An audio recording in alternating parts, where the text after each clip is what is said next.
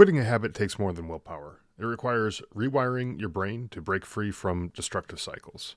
Whether it's smoking, drinking, or harder addictions, especially for veterans dealing with service-related stress, PTSD, anxiety. But what if there was a way to stop the cravings at the source?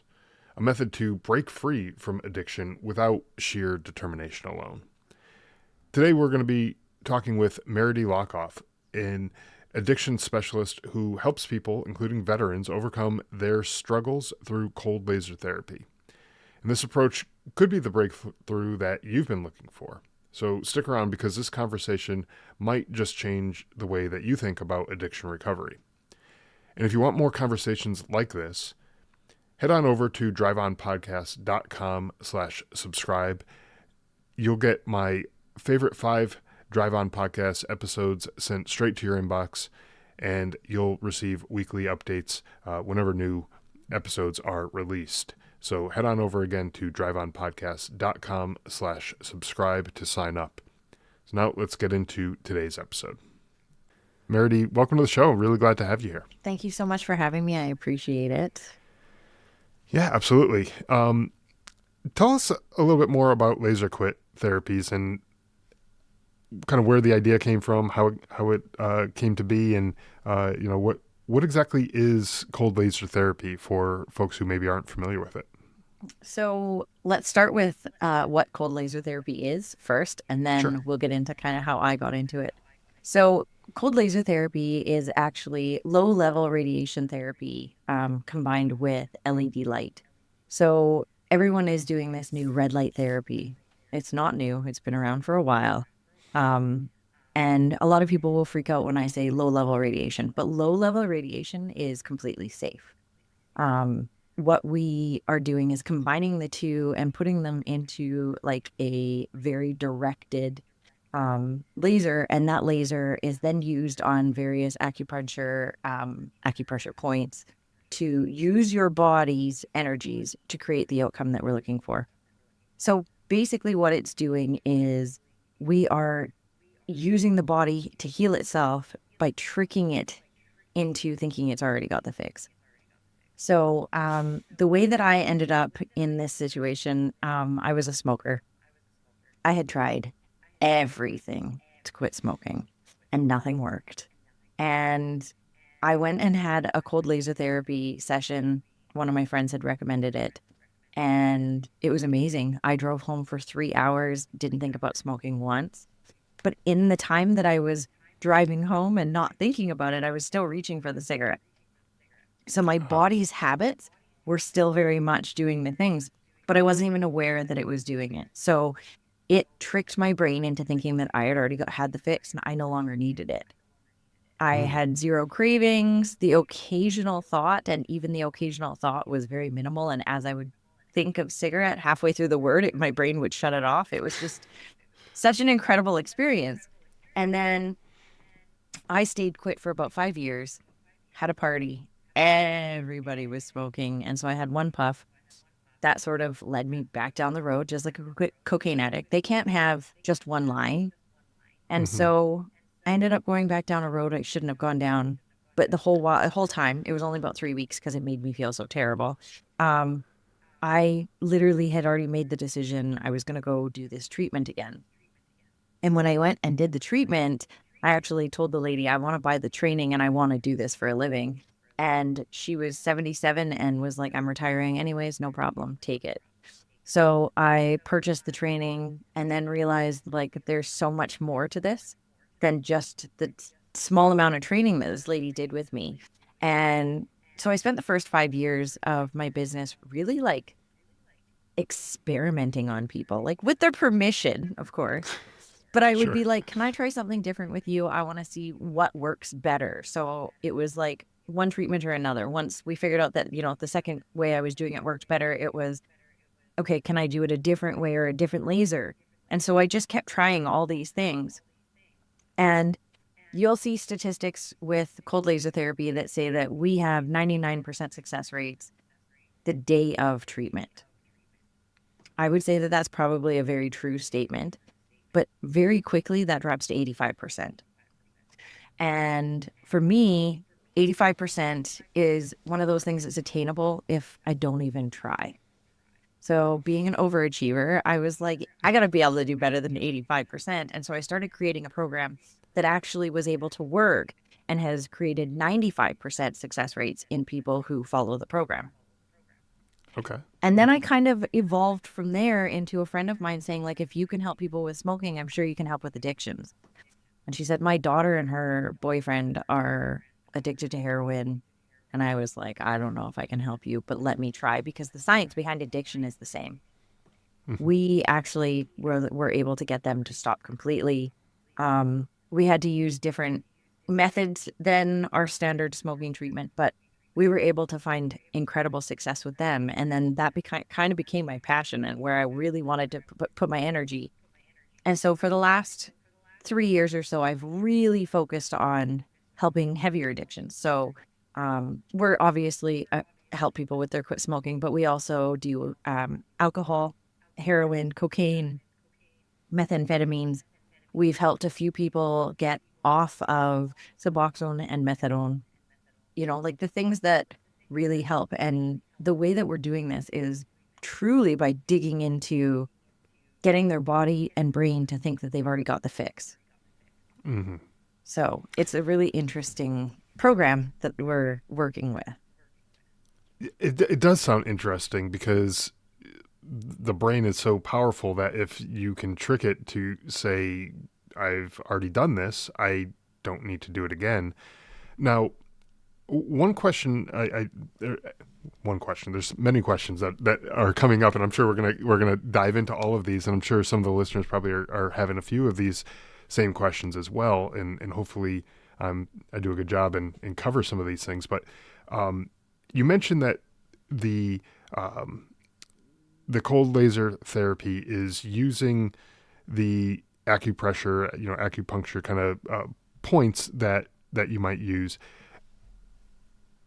Is there a difference between like acupuncture and cold laser therapy? And I'm asking this question coming from a position of zero knowledge on this this subject. So it may seem like a simple question to you, but I, just out of curiosity, what's the difference between having 1,000 needles in your back versus using something like the cold laser therapy?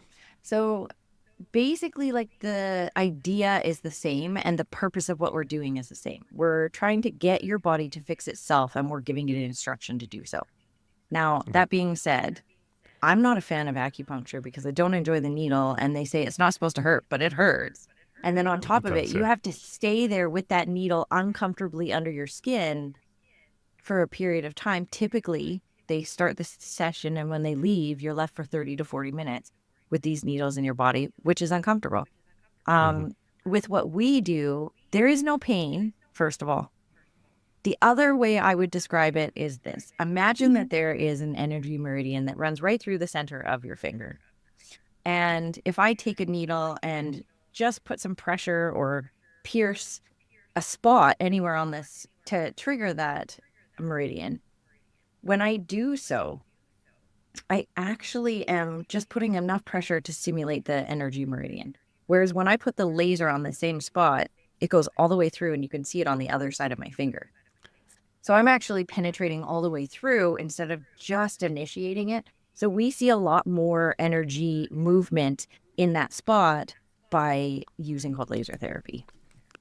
Okay, that does make sense because you get that deeper penetration to whatever that spot is that you might be working with. And you're right. I've gone through acupuncture treatment before, and It's not very and I comfortable.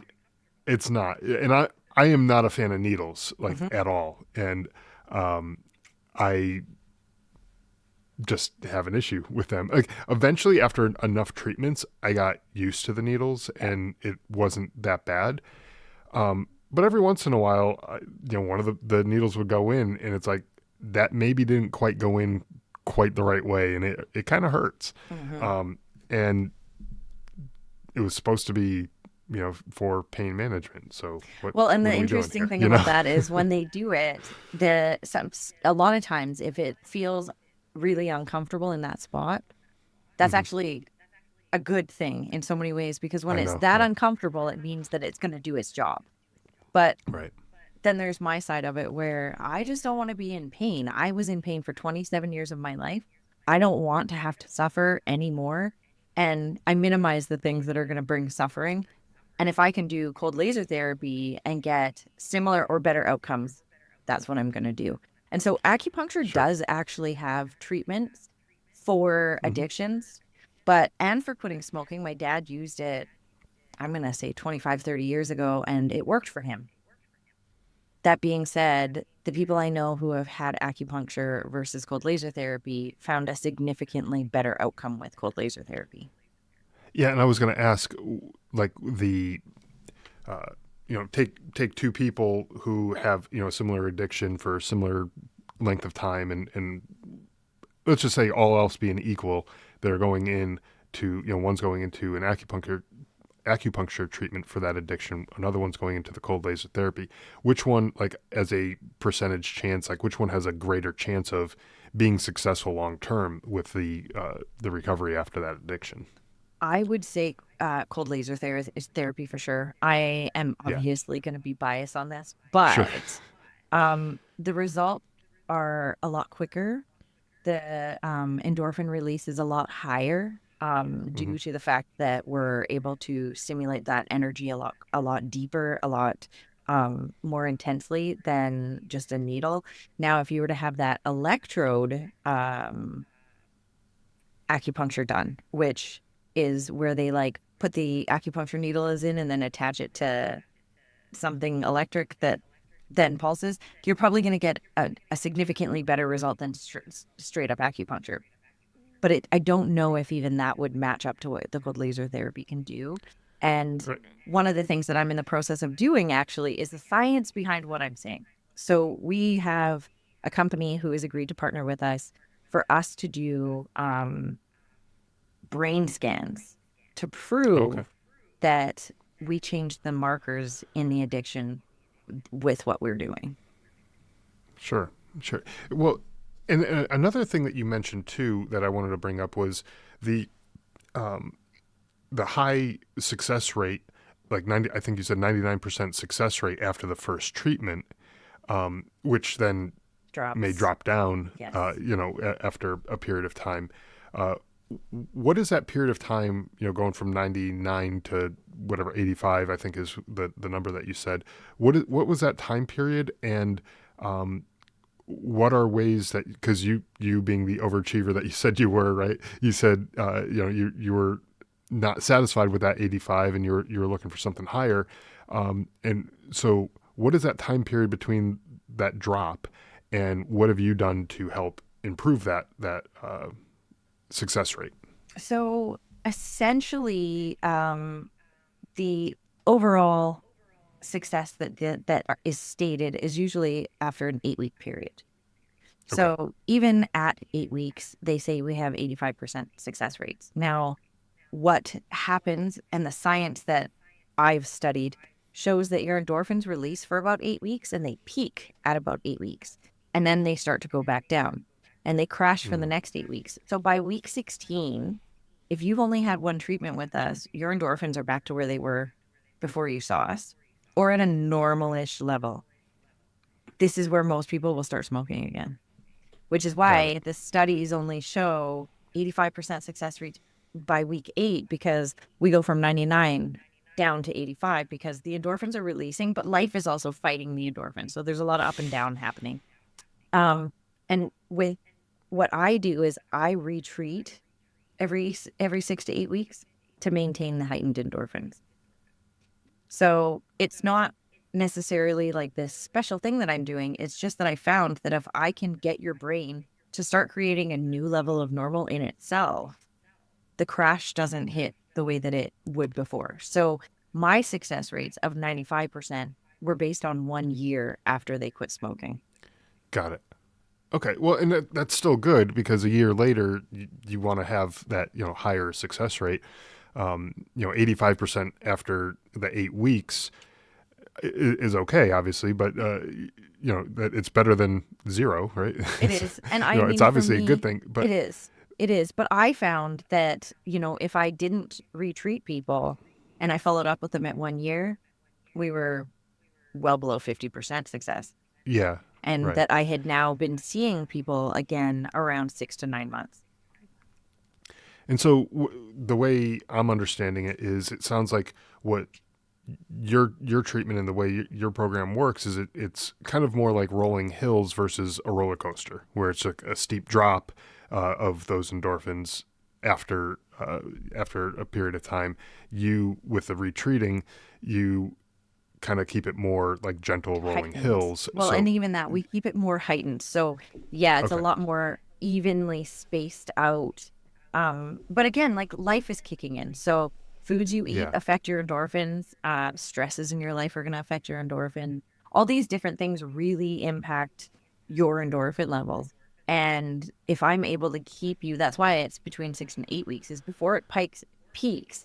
If I can treat you again to get you to heighten a little bit more, and teach your brain that this is where I want you to stay, it may hmm not crash. And so that's the science that I'm working on ah, right now, with these brain scanners, is to prove that we're keeping you heightened, which is helping your brain to recover. Because one of the big things with any addiction that we have is that you've been releasing these endorphins at such a high level that your brain can't recover from that, especially with any heavy addiction. So with hmm heavy addictions, their brain is unable to recover for 12 to 18 months, 14 to 18 months after they stop their addiction. But okay, in that 14 to 18 months, they need to stay sober, and they're supposed to be dealing with their demons at the same time. And when I say demons, I mean the things that initiated the use of drugs or alcohol in the first place. The thing we're right, numbing ourselves from is the thing we need to deal with in order to stay sober. But if your chemicals in your brain are not regulated and they are not making you feel normal, now you have to suffer while you're suffering. And that doesn't lead to success in an average person. right, So with us, we regulate your brain and teach it, we get it to where it should be as a minimum, as a normal, if not heightened hmm above that, so that you feel like, motivation, power. These are emotions that come and go. But if we can help your brain to create that and keep it heightened using your own dopamine, we're able to get you on at a place where you're able to actually move forward in your yeah, healing, which prevents you from going back to the drugs. yeah, and yeah. So that way you're like you said, you have that motivation and sustained motivation, right? You may go in saying, I need to kick this habit, whatever, or addiction, whatever it is that you're struggling with, but over time, it's hard to keep that motivation on your It own, is. perhaps, and so when you uh, get that release of endorphins again through this type of therapy, it allows you to keep up that motivation and not go back to the easy quick fix of grabbing another cigarette or the alcohol or the harder drugs or any of those types of things, because let's face it, that's an easy fix for those types of things, It is. but long term it ends up causing more problems, and Yeah, it's way more detrimental to your overall it well-being and your is. overall health, And right? one of the things that we also see is what we call dry drunking. So you'll see somebody who gets sober, but they're still doing all the behaviors that they did when they were an alcoholic or a drug addict. And one of the ways that they'll replace that and look for something different is they'll eat sugar, because Mm, sugar, you'll see, like, they're candy fiends. And the reason for that is because of the fact that they can't help themselves. They need that dopamine hit. And now their dopamine levels they've been hit so hard that they've crashed so low that they feel low. You know what it's like to have that dopamine hit where you feel so good and you're so excited and good things are happening. And then there's the opposite side of that where you feel so low. You've lost someone. These hmm people feel like they've lost a lot more than someone because they're losing their best friend. They're losing their coping mechanism. They're losing a lot. And now the effect that it had had on their brain is now disappearing. And yeah, so They no longer have any motivation. They no longer have any drive. They say women are crazy because our emotions get the best of us at, that time of the month. But the catch is imagine being an addict. Because Mm. if my hormones change just a little bit when it's that time of the month for me, an addict's hormones and endorphin have shifted so heavily that they are unable to function at all. They don't have rational thinking. They don't have motivation. They don't have drive. They do because they want to sober up, but they lose it very quickly because motivation is a feeling, which means it comes and it goes. It Yeah. is not something that sticks with you. Consistency and discipline is something that you build. Those are habits. And with our treatments, people are able to build this consistency and they don't need to dry drunk because I've taught their brain that they don't need anything else. So a lot of my clients, they'll stop using and then they'll be like, oh, I've noticed I'm drinking a lot more pop. And I'm like, you have to stop. You have to let our treatment do its job. And when you're drinking the pop, it's actually the sugar that you're after. And then, we give them their next treatment and they'll eliminate that as well. And, like I've had tons of people who quit smoking and they're like, oh, I didn't even realize I had a pop addiction. Or, oh, I didn't even realize I had a candy addiction. Or the opposite side of it where people who quit smoking be like, oh, I've gone eating. I'm like, Hmm. this is all endorphin related. So there are healthier ways for us to do this than for you to be eating chocolate and putting on 40 pounds because you quit smoking. And I would imagine it's similar, uh, and I could be wrong. So, obviously correct me if I'm wrong, but it would be similar for other things that are not necessarily substances that you're putting in your body, including food, sodas, things like that you might be putting in your body, but could be, people with a gambling addiction or, A porn addiction. shopping or, all, Yes. pornography or, any of Social these different media. social media. Sure. Yeah. Because those are all, uh, from my understanding anyways, that they're all an addiction of sorts, and they affect the brain similarly Yes. to other things that you might be addicted to. And it may not seem as detrimental, uh, right? Because it's not, hard drugs, but it doesn't mean that it's still not having an effect on Yeah, you, right? Yeah. And so exactly. would this type of therapy also be This works something that for someone could use every for that? addiction. It Okay. also helps with, bad habits Okay. because we create bad habits. Now, that being said, it's not just the treatment. We Hmm. also offer coaching that goes along with it because if you don't heal the real problem, because the addiction isn't the problem, the addiction is the solution. Yeah. So if we don't heal the problem, they're going to go back to that solution. So we offer Right. coaching for people to work through some trauma and work through their healing so that they can also then become fully healed. So they can Hmm. actually become clean and stay clean.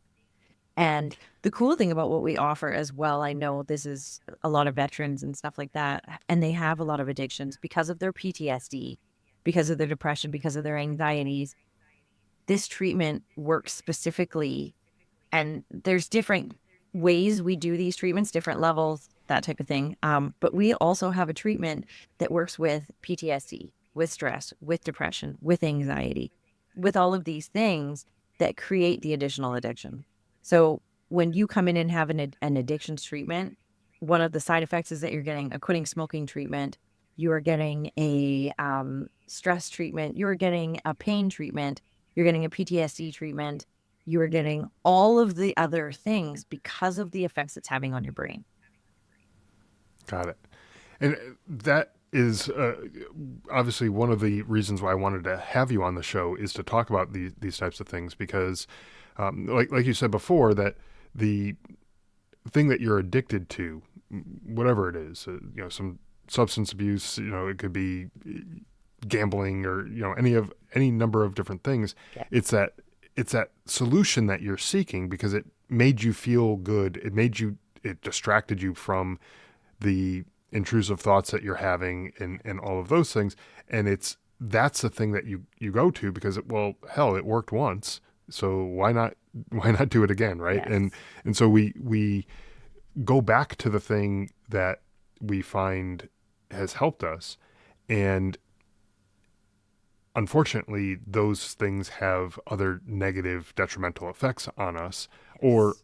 on our loved ones, Our on people around us, family. right? Yeah. our Our jobs, our, relationships, our yeah, financial, yes. yeah, all of those things, right? Especially things like, gambling, where Yes. you're gonna bet the house away, and now what? Yeah. That's not gonna help anything, right? And so these are the things that we're ultimately wanting to address, is what's that underlying cause? Because if you didn't have that underlying cause, whether it's a PTSD or some other issue that you have going on, depression, things like that, um, I would imagine, and again, correct me if I'm wrong, I would imagine that the addictive nature of whatever that thing is that you latched onto probably wouldn't sink its teeth in quite as deep, right? You may have tried that drug, but then like, no, that's not for me. Or you may have, gone gambling, but then been able to walk away and not, like, you can go to the casino and you can gamble. That in and of itself isn't a problem. It's when you let it get out of control, right? Yeah. And Yeah. and but when you're trying to replace that negative thing that you have going on inside of you with something else, um, that's when I think, anyways, that it kind of latches on, right? I agree. One of the things that I found is a lot of us have this thing where we like when we find something that makes us feel good, we none of us want to feel bad. And it's actually proven in science. We all have this mindset that it's not going to happen to me. That's one of the Yeah. biggest things that we all have. Well, I'm going to be the exception to the rule. And Mm-hmm. I will tell you from experience, I'm one of those people. I'm like, oh, I shouldn't have to follow the law of how fast I can drive. I have extra special experience. You know what I mean? Like Right. we all have And our where it's not going to happen to us. And it is happening to you, and it can very quickly happen to you. Now, that being said, for yeah. me, some of us do have a far more chemically imbalanced brain that addiction is just you're more susceptible to. And then there's some of us who don't. I don't. As soon as I take opiates, I've had surgeries. And when I've had to take the opiates, by about the third day, I'm like, get me off these things. I can't stand the way I feel. And yet other people immediately are addicted.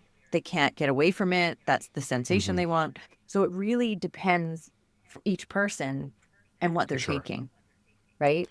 So, and it depends on your brain. It depends on the experiences you've had in your childhood. It depends on so many factors that we need to kind of it also integrate into our healing that a lot of us aren't. And I feel that this is, we do need to have something invested in getting sober. And typically, like somebody who, say, for example, a smoker, yeah, they're like, yeah, I don't want to die, but also I'm the exception. Whereas, someone Right. who's an alcoholic is like, I'm dying. It's affecting my family. My kids hate me. Like I can't Mm-hmm. afford to live anymore because I need to drink all the time. Like there's a significantly heavier weight on certain things versus, quitting smoking. Because of course, Right. again, I'm going to be the exception. I won't get cancer. That's right. Yeah.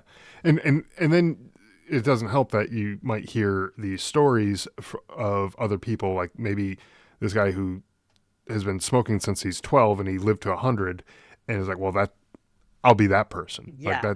that, clearly it's not going to be me because somebody else was able to do it. Why Yep. couldn't I do it, Yep. right? But meanwhile, you're putting yourself into that early grave. You're going to be dead by the time you're 65, Well, and and and for you know, me, who wants to die from cancer in that way? Like if I can prevent, like there's so many things that, let's just be real, the world is going to kill you and we're all going to die. Like there is no yeah, preventing that.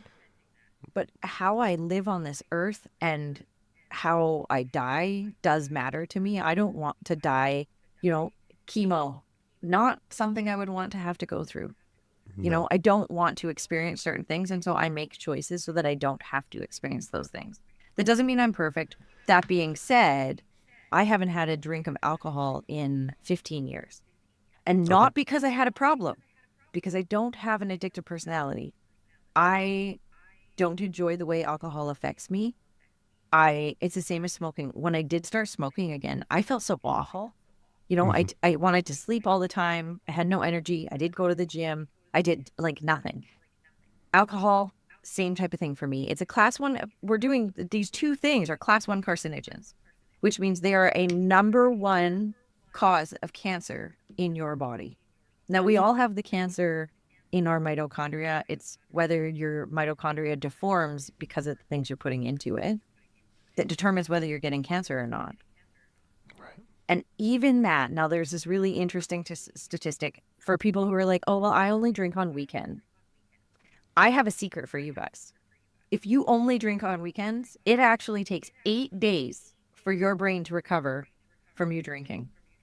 So if you Oh, wow. drink on Friday night and you drink again the next Friday, your brain hasn't even had a chance to recover. Now, if you're going to wait From the until last weekend, right? exactly. So if you're not going to wait, because I told you this, next weekend it'll be Saturday. Great, you gave yourself the 8 days, but it has just recovered, and now you're going to kick it back in. And what? You're going to wait until Sunday the next week or the Monday? If you have an occasional drink, even the occasional drink, and I mean once every 3 months, you have a glass of wine, it will still have an impact on your body. And if you're not allowing your brain to recover because you drink every weekend, you're going to create an issue with the chemicals in your brain. You're also putting a class one carcinogen into your body voluntarily every week. And now people are like, well, it's my way to escape or it's my decrease from stress. Well, actually, the opposite is happening. You have dopamine releasing immediately, but then within 2 hours, your body is trying to fight everything off. If you've eaten, and now I know a lot of people who, they get drunk and then they throw up. And then they're like, why am I still throwing something up I ate 8 hours ago?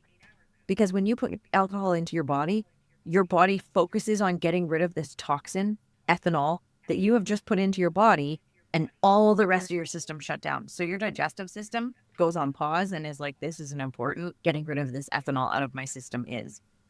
So Okay. all of your systems start to shut down because you're putting a toxin in your body. And like I said, if it takes 8 days for me to recover from one night of drinking, and that could be 2 glasses of wine one night of drinking, your brain still has not recovered 8 days later, which means tell me when you show up as your best self in life if you're drinking every weekend. That's a good point. I hadn't even considered that, how long it takes for the alcohol to, or the effect the alcohol has on your brain to kind of normalize and stabilize itself. But you're right. If it's one drink a week or, a couple of drinks a week, you're not really giving your brain that opportunity to recover. Yeah. And then long term, you're also, like you said, you're putting a carcinogen in your body on a regular basis voluntarily. Yes. And that just doesn't sound like it makes a whole lot of sense now, does There's it? this stigma around people who don't drink too. Because I'll go to a party and everyone's drinking and they're like, you want to drink? I'm like, no. And then it's like, well, why? Are you an Yeah. alcoholic? And I'm like, actually, no. But I'm not sitting here going, you're not going to do heroin tonight? Well, that seems silly. Like, Right. sorry, but the Everybody else mindset, is doing it. yeah, the mindset around it just kind of blows my mind. But you are changing the chemical and physiological makeup of your brain the more you use alcohol, whether it's every weekend or every day. You are Sure. changing the chemical makeup of your brain. And then not just that, but for me, it really came down to like my kids are 22 and 21, and they have never seen me drunk. Never. And we went Yeah. I took them on a trip, and they had a few drinks. I'm not telling them what to do. And they were like, we know you drank when you were in your 20s. I'm like, I've drank maybe 25 times in my entire life. But my friend said, well, let's you and me get drunk tonight. And my son was so taken back. He was like, no. And I was like, excuse me. And he's like, you're not drinking tonight. And I was like, no, I'm not. But that's by my choice. Right. But what is this that you could sit here and drink, but you don't want me to? And he's like, I've never seen you drunk. I don't even know what that would look like. And both of my kids, they're not regular drinkers. My daughter drinks a little bit more than my son, but my son's like a once every 6 months kind of drinker. And even then he'll go out with his friends and be totally sober. And what you live is what your children are going to be. It doesn't matter what you say to them. They're going to Right. do what they see you do. So my kids don't drink a ton because they've never seen me drunk. And so I always ask my friends and my clients, what do you want to set as an example for your kids? Because you drinking every weekend is showing your kids that you have no emotional coping mechanisms and that this is the way to deal with it, which the effects on your body are the complete opposite of the outcome that you're looking for. That's a great point, because if and you're right, kids are like sponges. They absorb what's going on around them, the good and the bad. And when you have a kid who is seeing their parent use drugs all the time, or get drunk all the time, or they're constantly scrolling social media all the time, they're addicted to whatever their Escaping, when their they're thing is. escaping their They're feelings. Yeah, they're escaping from reality, really. Yeah. They're using those things as their way to cope and way to escape from these things. We're now putting What? adults out into the world, that are going to do the same thing. So we're not helping Yeah, ourselves or them. yeah. So they're not learning. So they're learning the wrong way to deal with these things, but they're also not learning the right way Yeah.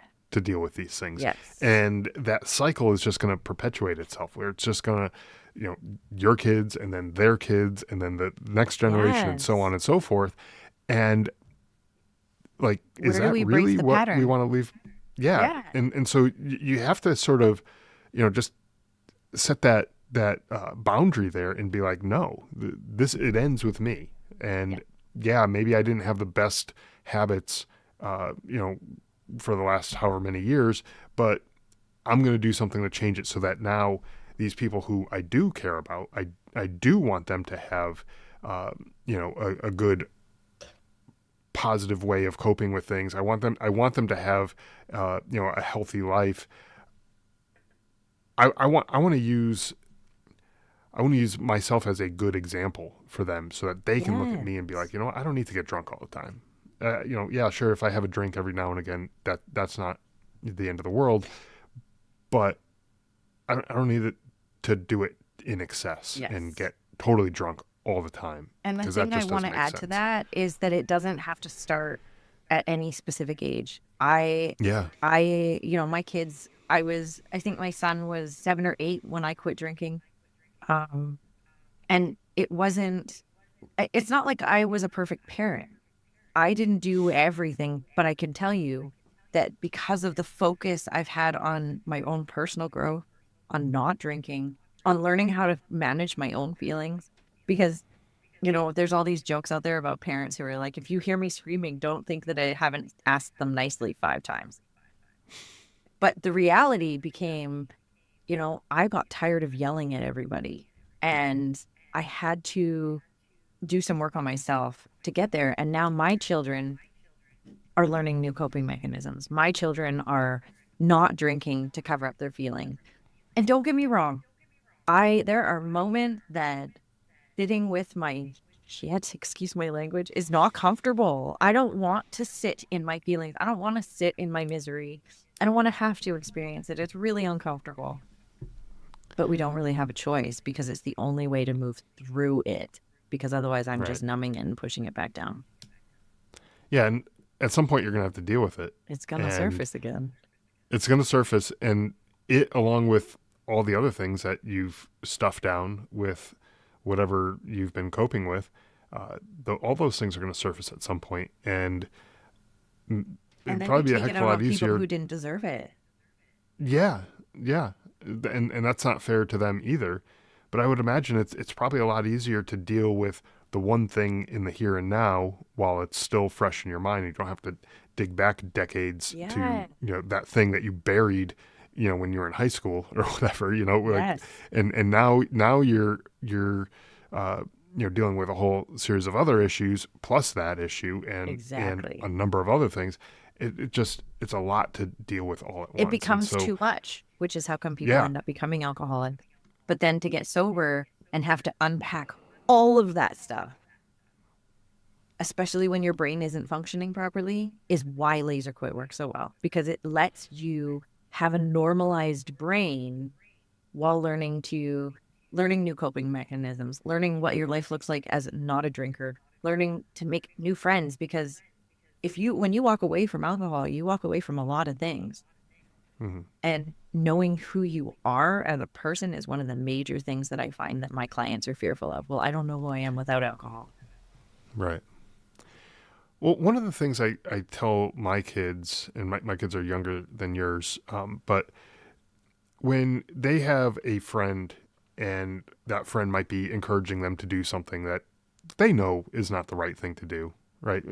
We've all been in those situations where someone's kind of egged you on to do something. In the back of your head, you have that, the angel and devil that's sitting on your shoulder. One's telling you that's the right thing. The other one's telling you, no, don't do that, whatever. Those people are they really looking out for you? Or are they just trying to get a good laugh out of whatever that situation is that they're trying to put you in? And do they really have your best interests, right? And so now let's take that same mindset to the party culture or whatever that you might be a part of, where all these people are trying to encourage you. Like you were saying, you go to a party and you say you don't drink. Oh, what's the problem? Are you an alcoholic? And they're trying to encourage you to do something that maybe you're not comfortable with doing, or other people maybe other things that they're trying to get away from, and those people are just trying to drag you back in. Do those people really have your best interests in mind? And not to say that you can't ever be around those people, but keep an eye out for the people who are more encouraging, the people who are like, hey, well, that's great. I'm glad you're taking these positive steps, or things along those lines that you're trying to help improve things in your life where maybe you didn't see it as an issue before, but now you do, and now you're trying to do something to make it better. Be on the lookout for those types of people, because those are the people who are going to be your cheerleaders in your corner, right? Yeah. I find I told my kids, there's a couple of stories that I've told my kids that are for this purpose. And one of them is what you're talking about. We refer to as the crab effect. So if you put a bunch of crabs in a bowl and one of them starts to get out, you'll see the other ones pull it back down. Because misery loves company. Mm. So if someone else is unhappy, they want to pull you down to sit with them in that misery, because being alone in that misery is uncomfortable. And so the crab effect is a real thing. As one crab starts to climb out, another crab wants to pull it back down, because it also thinks, well, maybe I can pull on this and it'll pull me out. But it doesn't. So the crab effect is a very real thing. And I'm not sure that a lot of people are aware of it. But if you open your eyes to the crab effect and look around you at the people you surround yourself with, you'll be shocked at the fact that this crab effect is actually happening in your everyday life. Yeah, or that somehow by pulling you down, that's helping pull them up. Mm-hmm. But bringing you down, that's going to propel me forward somehow. But think about that analogy, which I love that. Having those crabs in a bowl, one crab grabbing onto another one, even in the attempt to pull itself out of that bowl, they're both sliding right back down the side, back to the bottom of the bowl. And that's not going to help anybody in that situation. You'd almost rather have that cheerleader who is like at the top of the bowl, keep going, putting their hand down, saying, "Come here, I'll help you." Yeah, exactly. Like let that one get up there, gets on solid ground or whatever, and then maybe reach down and try to help out and help pull you out. But without that, you're all at the bottom of the bowl. Exactly. And so that's I love this conversation. This is the way this is going. Talking about the different aspects of addiction, of any sort. And I mean, we covered a bunch of different types of addiction, but the cold laser therapy that you were talking about, it applies to any of these types of addictions. And so that is amazing too, because there's just so many things around us that are the crabs that are dragging us back in, right? And it's hard to get out of that bowl, that figurative bowl that you were talking about. And so having that that support there, in terms of that cold laser therapy to help your brain learn how to deal without those things, I think is just a tremendous way to be able to move past the addiction in your lives, for the listeners, right?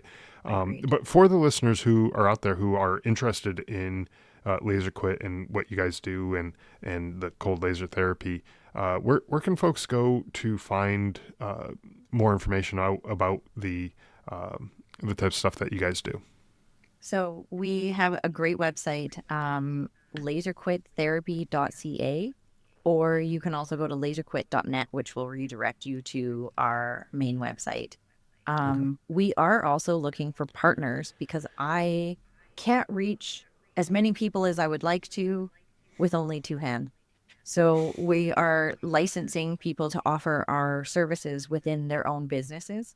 So if they own a spa or, they have a business that offers specific services that seem like it would be a good fit, we are partnering with the right people to expand ourselves across Canada, the United States. We actually have a location in Costa Rica in a wellness center. We're looking to partner with rehab centers as they can offer this within their program to help Oh, people excellent. really get to the place that they need to be. So I'm in the process right now of really growing the business and would love to hear from your listeners. And if someone's interested in starting to do these things, I have spent the last 13 years of my life finding all the no's, doing all the failures, and I can help prevent you from doing those things and help you help other people.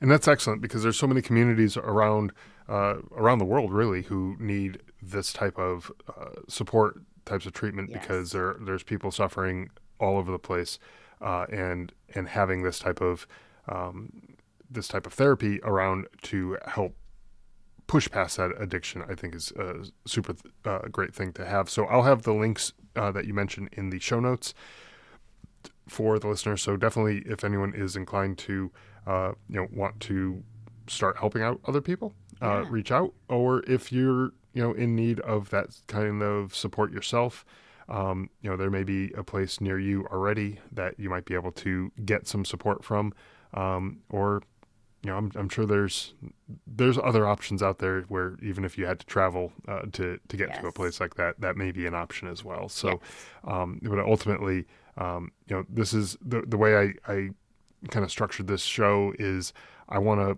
provide options to people and let people know that there are things out there. Um, there are options. Like you said, you may have tried everything. When in your story, you tried everything and nothing seemed to be working. Doesn't mean that nothing will work. Yes. There are options out there, and so I like to try to provide as many options as I can, and hopefully some of those stick with some of the listeners and they get the treatment that they need. So, Agreed. um, with that, I do want to thank you for coming on the show and sharing what it is that you do and for the work that you do, because I think it's really important for society in general, not just on an individual basis, but society in general, to um, be able to cope and recover from the addictions that people might be facing. So thank you for all the work that you do. Well, thank you, Scott, for having me. I really appreciate it.